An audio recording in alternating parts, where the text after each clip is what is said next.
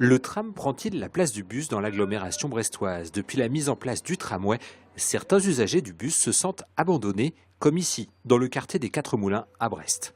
Avant, je prenais le bus 4 fois par jour. Mais maintenant, c'est pas facile de prendre le bus. Je vais très peu en ville ou quand j'ai besoin, je vais en voiture et je cherche un endroit où c'est pas payant non plus.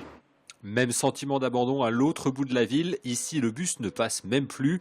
L'arrêt ne sert que 2 fois par jour pour le ramassage des écoliers. Précédemment, la ligne 11 faisait le détour, entre guillemets, donc la desserte de notre quartier.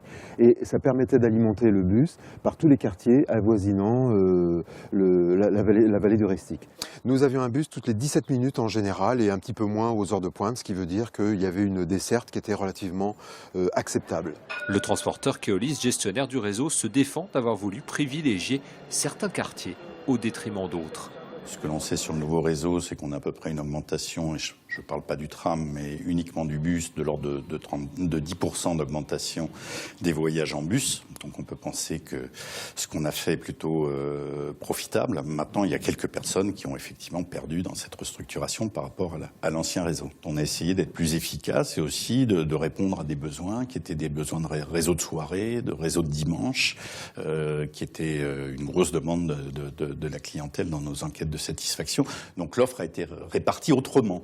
Aux 4 coins de la ville, les usagers mécontents sont prêts à se mobiliser. Objectif, le retour du bus dans les quartiers abandonnés.